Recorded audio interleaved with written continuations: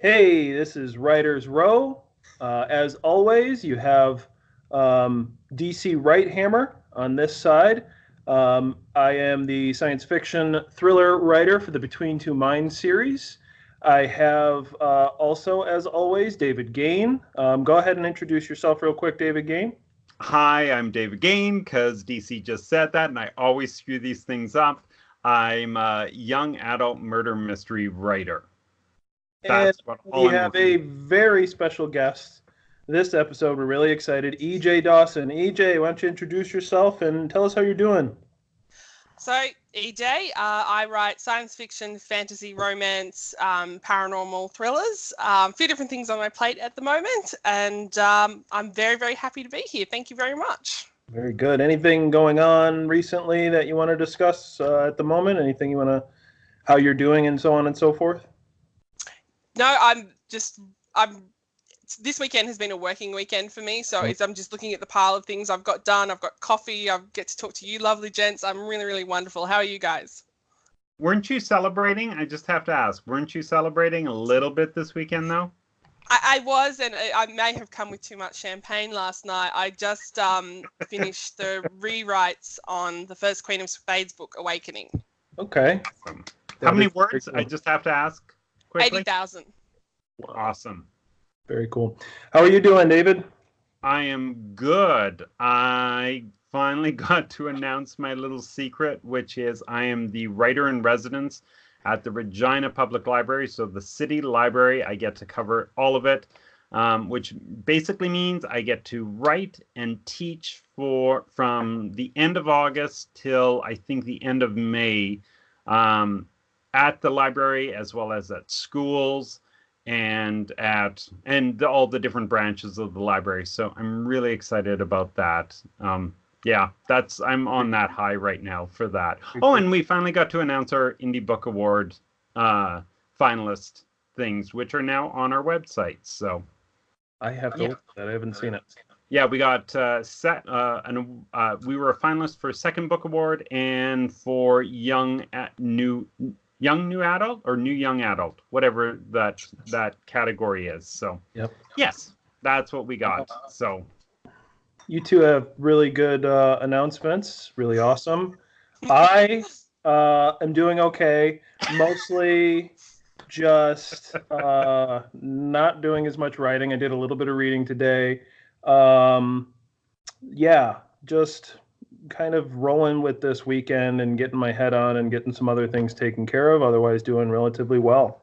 you've been busy on Twitter though, right? Yeah, doing just little bits here and there, goofing off on Twitter. I finally got the store on my website to take credit cards. That was super exciting.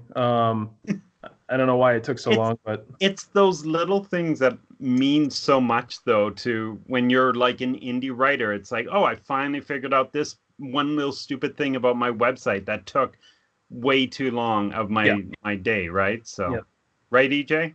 Because I know Yeah, no, you're I'm busy with actually all this just thinking stuff. the exact same thing. Like the amount of small things you're like, oh, I cannot make this work. The amount of times I have got up and walked away from my computer or flung it out the living room window is far too many. So yeah, no, I can really appreciate nailing down the website thing. Yep. So It's funny because I find that when we do this show, we're always talking a little bit of creative and a little bit of business, but we never ever talk about all the stupid piddly things that we are trying to do the things, right? yeah, Like the website, or oh, I got to figure out how to do stories on Twitter, or I got to hook up my Instagram to my other thing to my right. Facebook, and it's like, why am I doing this? I want to be doing the writing. We got to do a future show called "All the Stupid Thingies for Indie Authors." Uh, I have a list. It's a long list. we'll have to get other people involved. So, David, you want to? We could talk all night about that, or we could get to the Our topic for this topic. episode. Yes. Okay. So one of the reasons why we brought EJ on is because we wanted to talk about Pitmad and Pitch Wars, right? Yep. And you have a bit more experience than both DC and I. I'm zero experience. I know what it is. I know kind of what I'm not supposed to do and what I'm supposed to do when it's on. DC, you said that you've looked at it a bit, but Yeah, not a lot, right?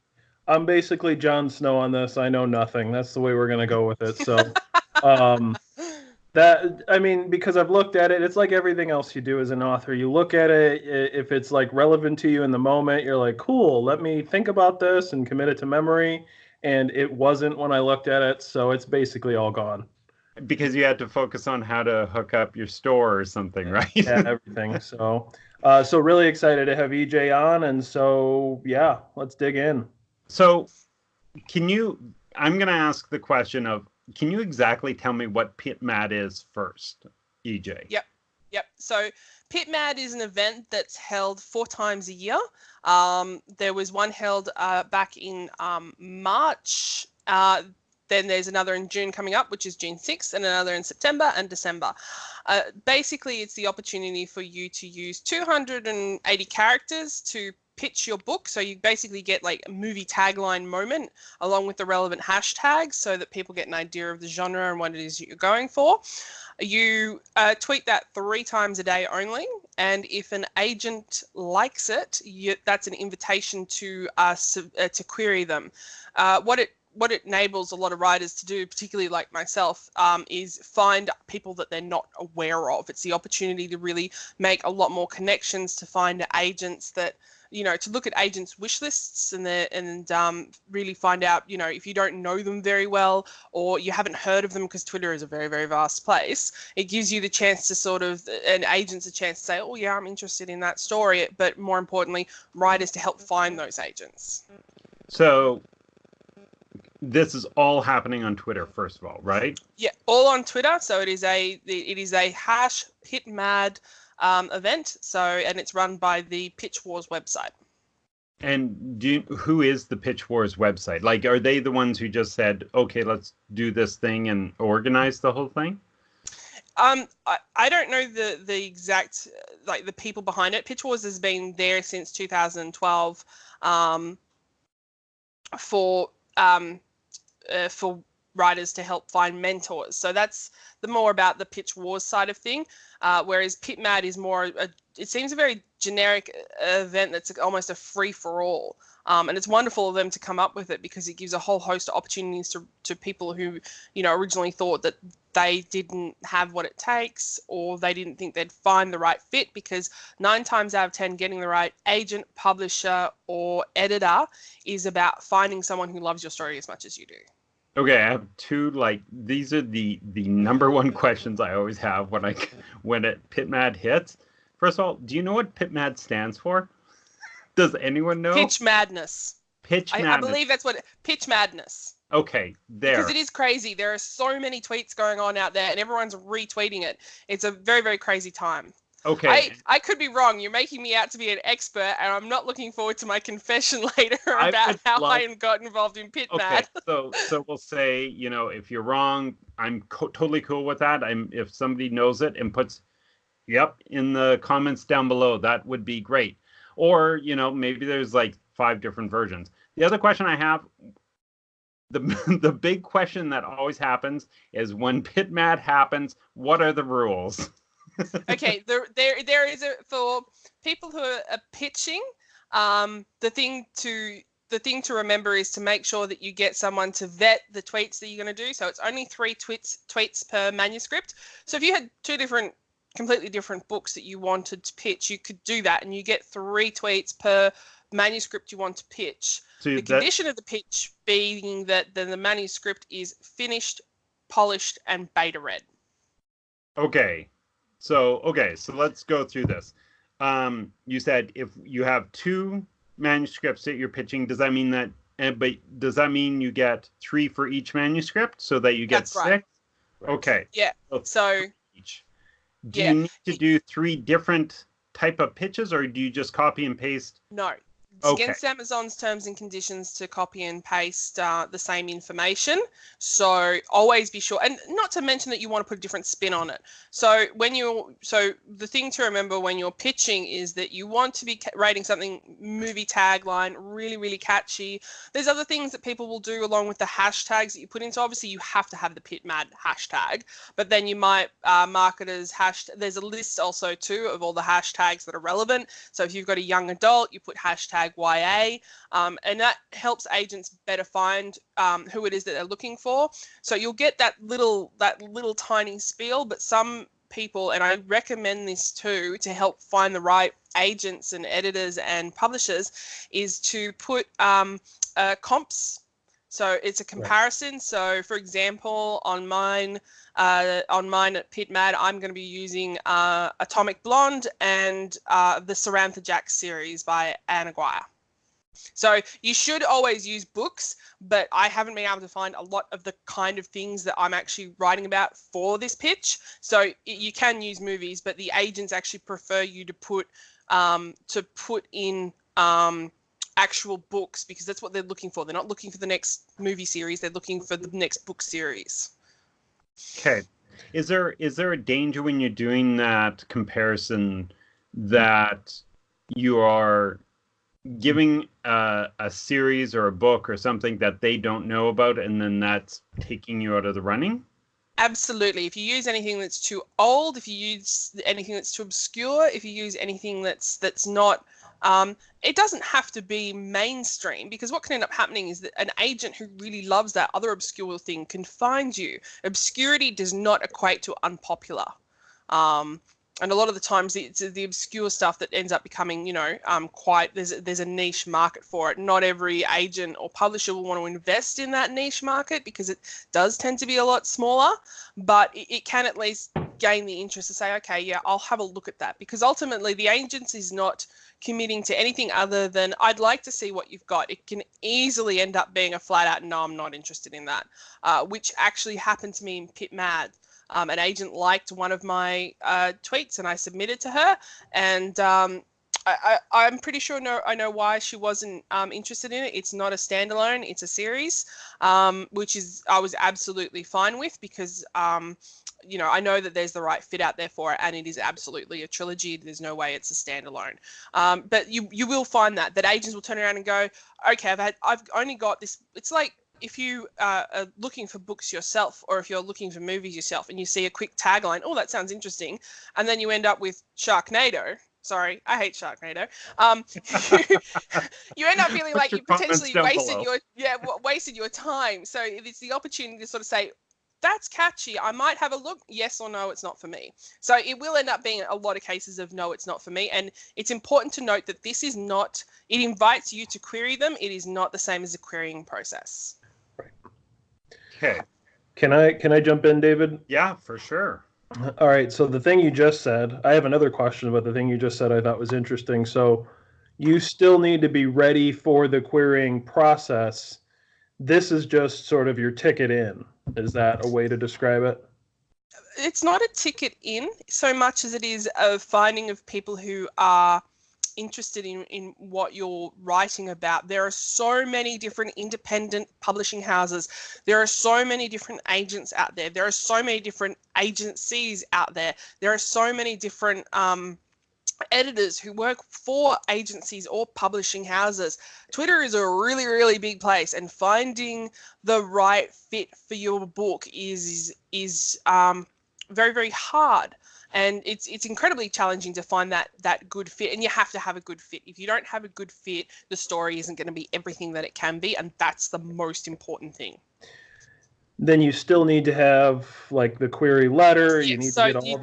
then have so you'd have your query letter, your synopsis, and your first few chapters. I always overdo those and then cut back on them, because each of the agencies will have their own methods. So I recently submitted to a few different people during Pit Dark, and they had a completely different set of requirements for what they wanted to submit. I've had people ask me when I'm querying for the full manuscript. I've had people say to me, we're only interested in the first page or only the synopsis, or just send in the query letter. Normally, though, the requirement is a query letter. And there's a lot of different information online about that, but there's a lot of recommendations too on how many words it should be. You know, and that's writing a query letter and writing a synopsis and getting those first few chapters perfect is a completely separate process that needs to be treated as a different process. There's all these limitations and different advice you can get on how to best put your query together. So that should already be completely done. And if you haven't done it yet, let's get on it. Yeah, you need to have that ready so when people show interest in Pitmad, you can turn around and then actually start the querying process with that. That's exactly right. And you want to actually refresh the agent as to who you are, because agents obviously see scripts coming into their inbox, you know, heaps and heaps of them. And the recommendation is to actually put the pitch the agent liked at the top of your query letter, so it is absolutely evident and a reminder of who you are. And that sort of prompts them and says to them, oh yeah, this person, I remember them because of Pitmad or Pit Dark or whatever it happened to be. Right. And so, very, very interesting. I'm not doing Pitmad on Thursday, so what are the rules for me to be supportive of people who are doing it? It's very, very simple. Just retweet. Don't like the tweets. It's the one message that everyone forgets, and it's the most important message. There is nothing more disheartening to wake up in the morning for me, because obviously it's the complete wrong time of day for me. So this is normally using New York's time. New York's 8 a.m. to 8 p.m., which for me is the middle of the night. So when I wake up in the morning and I see, oh, somebody liked my tweet, it's a whole bunch of friends being really supportive. I love you, but stop doing that. So the idea is that retweet the tweets to give them visibility to agents, because obviously the more retweets you get, the more people are looking at the tweet, but don't like them. It's the one rule: retweet, don't like. I'm going to make sure that gets in the description of this video. It's one thing people take away from it. What about comments, though? If someone thinks your pitch is really awesome, is it okay to comment on it? Yeah, absolutely. It's actually really encouraging to have people say to you, oh, I hope you get somebody picks this up because it sounds really amazing. Like that's cool. Really encouraging. So definitely, we can comment, we can retweet, get your finger off the like button unless you're an agent, or I guess an editor. An editor, I guess you were saying, is that? Or... Yeah. So there's a series of different people who can end up actually liking a pitch. So you will have, first and foremost, agents. So agents, generally speaking, are people who are trying to get you in with bigger publishing houses. So some of them are just, can be quite working smaller for well-known indie houses or for the big five publishing houses. But generally speaking, you're looking at agents who, and a lot of bigger agents won't participate in this. They don't need to invite people to query them. So you'll get a huge range of agents from the very, very small indie spectrum right up to big five. The other people who will pitch is editors for indie houses all the way up to the bigger publishers. And they can, effectively, because they're the one doing the editing, which is what happened to me, they're the ones suggesting it to the publishing house that they work for. So you can get them liking it too. And then you can also have smaller indie presses actually liking tweets too, which is saying, hey, we're interested in this script if you want to come directly to us. And that's not nearly as uncommon, I think, as it used to be, that you can go directly to small publishing houses and you don't need an agent. Okay. I have two questions, actually. Go ahead. You kind of mentioned how it's focused around New York time, right? When somebody is pitching, are they restricted by their location? So, for example, you're in Australia, rural Victoria. Are you getting responses from the States or from all over the world, or where is it where's the feedback coming from, or the responses coming from? Sorry. It's set on a New York time, but it's worldwide. Everybody is welcome to become involved with it. It doesn't seem to be limited to. It caters to an American time zone. It is not at all limited to Americans. Everybody joins in from all across the world, myself included. The only thing is, for people like me who aren't in the right time zones, you have 3 opportunities to pitch your tweet. And I do not want to stay up until midnight or 2 a.m. before work to do that. So I use Hootsuite to time the tweets, because ultimately you're not sitting there during Pitmad and going, oh, what should I type that sounds really, really catchy? You should ultimately have already had written them and then had a few friends or mentors go over your pitches to make sure that you've got the wording just right. It's got to be catchy. It's got to have the right flow. You've only got those 3 very, very small opportunities to grab somebody's attention. And even then, you've still got to emulate that in your query later on, so that you have already written them all out and got them all sorted, as well as all of your comps and your tags sitting there ready to go. So I kind of just set it up on Hootsuite and forget about it, so don't worry. Nice. Can you add artwork? Can you add GIFs? Anything like that? No, Keep it all up. No. The only instance where if you did that, it's liable to be ignored. The only instance for tweets to include any artwork is children's books. Okay, that is already made and prepared and the whole bit, correct? Yeah. Okay. Do you have a question, DC? I don't want to cut you off. No. This is exactly what we wanted to find out. Yeah, no, exactly. Okay, so how big is this? I gotta ask. How big? Like, how many agents are coming into this? Do you have a sense of it? Do they ever talk about it on the other website or anything like that? No, it's very open. It's a very it lists a lot of people. You don't have to be affiliated to the Pitch Wars website. It's just an open opportunity that everyone sort of, they motivate the energy for it themselves through the event. You know, I'll retweet friends of mine, particularly those who I've better read. I'll retweet their scripts or all their pitches for other authors that I'm helping support and whatnot, but also ones that I like and I want to see out there. There's a lot of very really good content and really underrated writers, and it's really an opportunity for them to get themselves out there. And the best way to do that is to retweet it, and you can get quite a few retweets, but the highest retweets are normally for books that have something really attention grabbing about them.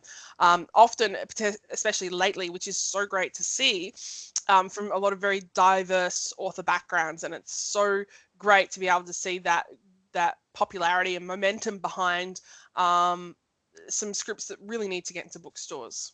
Okay, and I do have to say this just because I come from script writing.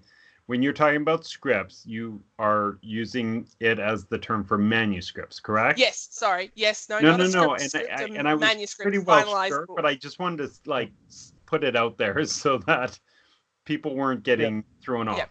So generally speaking, what's being pitched, what you're pitching is a complete novel. Yes. There's other things too. So children's books, graphic novels. I don't think there's any serious limitations. The best thing to do to go and get an idea of whether or not you're a good fit is to go to the actual Pitch Wars website where it has Pitmad and just read over the instructions, which are very simple and clear and easy. This is a very, very easy thing to actually become involved in. It's a little bit scary the first time you do it, but it's very, very easy. Well, and what you touched on there, I think, is one of the main reasons we wanted to have you on the show, EJ, is because you've actually had success with Pitmad in the past. It's this is actually a really funny story, and it's the first time it's actually going to come out, which is appropriate. And I am gonna go into this a little bit just because I think it's a great story about trying really hard, even though you might think that you've lost like you don't have it, or something slips from your grasp and another opportunity comes by. And I actually at the start of the year, when I was talking to my husband about our finances, and I said to him, we're going to try to get a house. I can't afford to keep paying the editor. Like that money, that's serious money for a very good editor, thousands of dollars. And if we're going to buy a house, it's just needed to be put on hold. And I'd been incredibly committed to the Last Prophecy series, this massive, massive series. It takes a lot of work. And it felt a little like giving up. And it certainly wasn't the first time I've had something come and interrupt my career as a writer. I talk it a lot about my blogs about how often these things in real life come and interrupt it. But I remember being super angry about having to put it on hold. And I had Queen of Spades that I'd already written in the background at another point in time when I was very angry. And I just went, that's it. I can do whatever I want if I don't have to commit to any of my current projects. And I got an idea after a week or so in my head to write Behind the Veil, which was a gothic paranormal noir. I'd recently been reading a lot of books my mother had they are romance books. They're not bodice rippers. They're actually relatively clean, and it's more about the understory than the romance itself. One of the most underrated romance books I've ever read was Mary Stewart's 9 Coaches Waiting. It had that similar sort of feel. I just went ahead and wrote it, and I wrote a 75,000 word book in about 25 days. And wow. Yeah. And you talk about that, and I was like, come on. Yeah, no, I did, and I did not do anything else. It was quiet in my life at that point in time, and I don't have a long commute, and I wrote a lot. I was writing for 15 hours at a time. Yeah. And I have friends who I have a Discord channel with. One of my friends, Zach, hosts it, and we do writing sprints. So that's where you sit down for an hour and you type as much as you can into that time period. So that sounds like 75,000 words in 25 days. It sounds mental, and it was. There is no part about that process that wasn't, but I had this beautiful concept in Letitia Hawking, who was a young woman who could read the vow between life and death, but due to a trauma in her past, she went out to help people who were grieving after their loved ones were lost in the Great War. So it's set in 1920s Los Angeles. So I wrote this book, and it's a very soft book, like these older romances, Georgette Heyer's, that I read of my mother's, but there was a much, much darker theme because I really like horror. And so I wrote it, and I gave it to Renee on Renee? Twitter. Okay. I forget her tag, but Renee on Twitter, Renee the Duck. Renee the Duck Renee on Twitter. And I said to her, look, can you just look at this for me, because I'm really worried that the ending is over the top. And she's like, oh, okay. So she started looking at it, and she said to me, this is good. This is really good. This isn't my cup of tea, but this is really good. And I forget whether it was her or me that did it, but it came about that I should pitch it. And I went, oh, I don't know, it's I really love it. I think it's a really, really great story. But yeah, okay, why not? And so I pitched it. And I went to bed thinking, yeah, no, I don't think anyone's going to like that. It's not anything I'd written before. And this is bearing in mind that I have years of writing behind me. I've been doing this for 5 years as a professional editor. So when I say I know, like I'm not the best writer in the world. I'm not going to give anyone that title. But I had a lot of practice writing very, very good stories with very, very, very good flow. So I pitched it, and it got a few likes. And then I sent it off, not thinking much about it. And the next thing I knew, Literary Wanderlust had come back to me and were offering me a publishing contract, which I have since accepted. Awesome. Very cool. Okay, so I'm curious, just out of the details, from the moment that you found out to when it was like solid, how long did it take? How long was the process? Not long. A lot of these things with bigger publishing companies can take a long time. They often want you to get agents for the bigger publishing companies because they're doing things like offering advances, and there's all the terms that go into it. You need to get someone to look over the contracts to make sure that it's fair. But given that I've been as a self-published author, I've been around a lot of the different. I've looked at the traditional method too. I just never had anything that I wanted to give to a traditional publisher, because most of my stuff was series, and a lot of traditional publishers are not interested in series unless you're an already published author with a lot of standalones.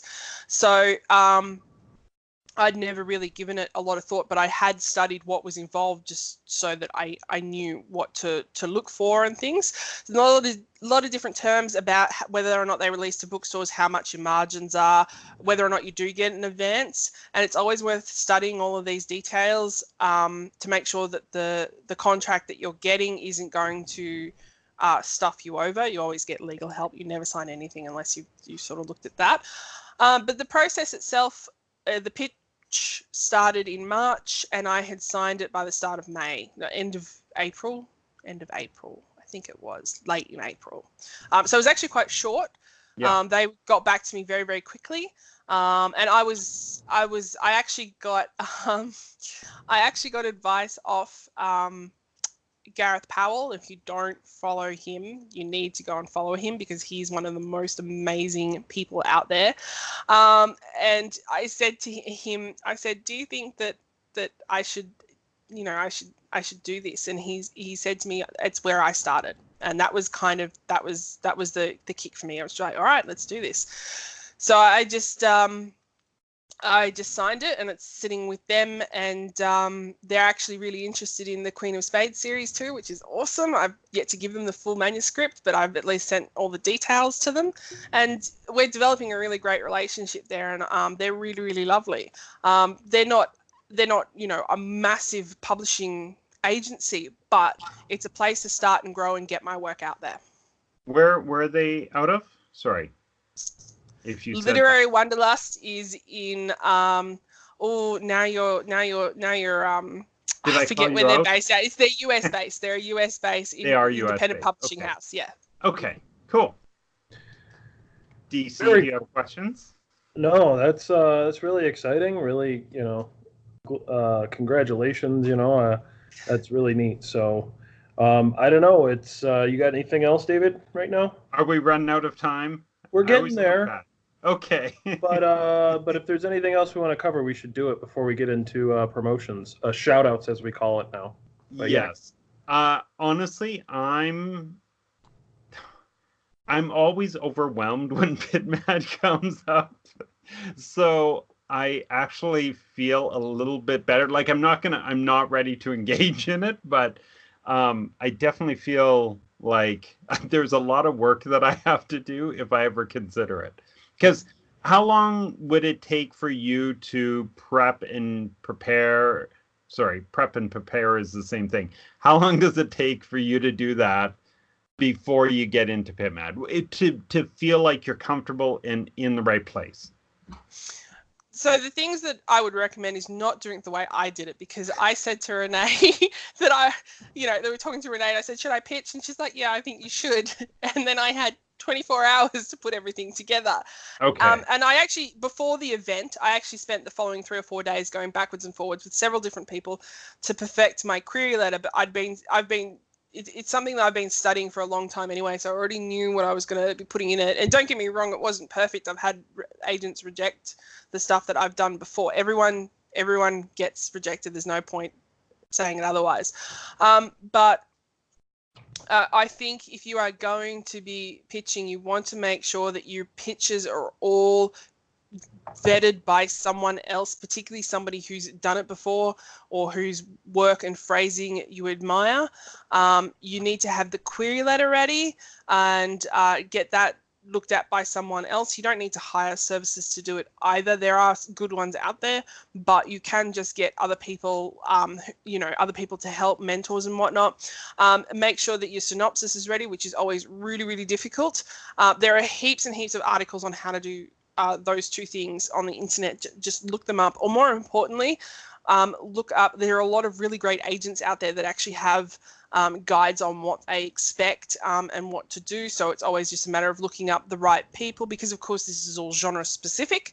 And then of course making sure that your manuscript is completely polished, better read, and ready to send to them when they ask you for a full. Very cool.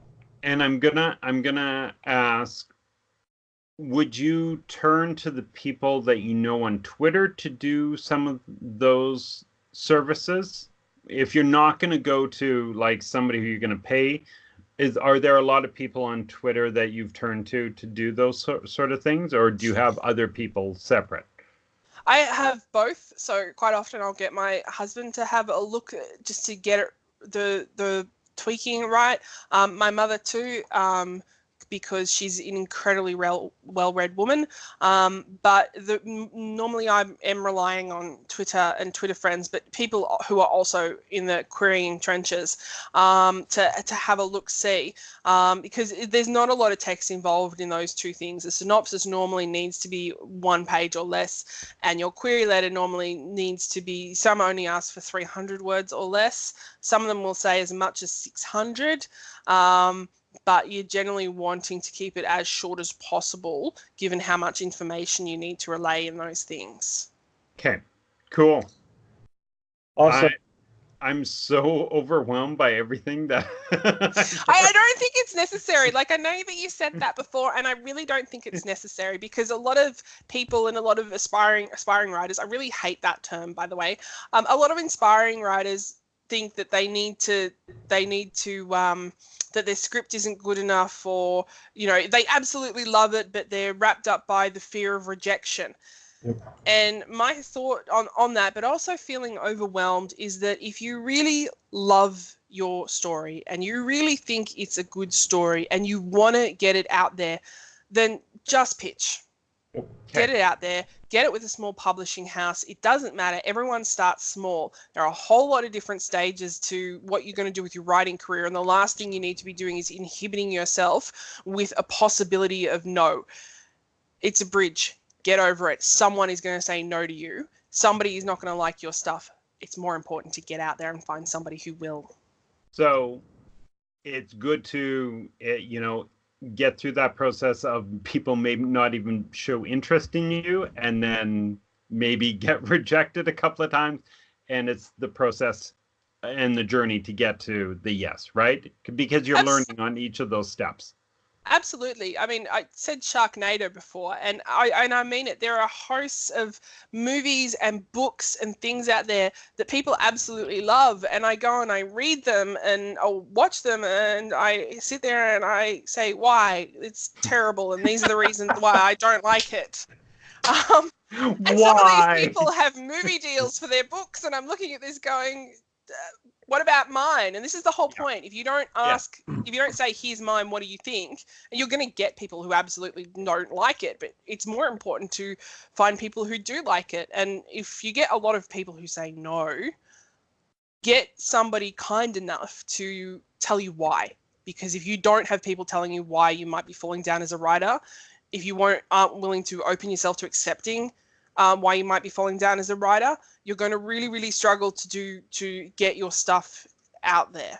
So it's really important to get used to people saying no to you, because if you're very serious about becoming an author, especially full time in this economy, it's very, very important to get used to people saying no to you. Awesome. Thank you. I'm done, DC. Over to you. I really appreciate it. Let's do quick shout outs. I'll start. We'll go to David next. But I finished reading Paulamy's book, Color Me Confounded, and I really enjoyed it. It's a genre I don't normally read, women's literature, probably more like modern literary fiction. Really interesting. I'm going to be getting a review out there for that pretty soon. And I'll put the link in the description down below. David. I you know what? I have not been reading lately, which is bad on me. So I am just going to say you should read DC's book and EJ's book, because they're fantastic. They're both on Amazon, right, EJ? Yours is on Amazon? So Behind the Veil isn't yet. I don't have a publishing date for that yet. But the first 2 novellas and the first book in my Last Prophecy series are. Okay. There we go. Awesome. EJ, do you have anyone? You want to? I'm actually reading Emma Miles, The Raven Coven. So Emma Miles is a self-published author on Twitter, and she did a book called The Raven Tower that came out last year, and actually was recommended to me through another Twitter author, and I loved it. It's great. It's a great fantasy, but it's also a great story to read for women in fantasy, and about the power, because quite often you come from fantasies are very male dominated, but also just from power and oppression and things like that. Like, there's always kings, and if there's queens, there's some sort of controversy about it. And she's got a really excellent series of different countries and stuff and world building that is very female empowered, which is great to read. And she's had her second book come out, and I'm going through that now, and it's great. Very cool. I'll grab a link for that. I'll also put it in the description down below. If you've watched this long, you must be invested, so make sure to subscribe, like this video, put some comments down below. We really appreciate everybody taking the time to watch. Thank you, EJ, for coming on. No, it's been absolutely delightful. Thank you. Waking up early for us, right? Not that early. It's 11 a.m. Come on, I get up early on Sundays to work. All right, it's not that early. Today, so yeah. He can't do math. It's okay. All right, thanks everyone. Have a good day, evening, night, and we'll catch you later. Bye.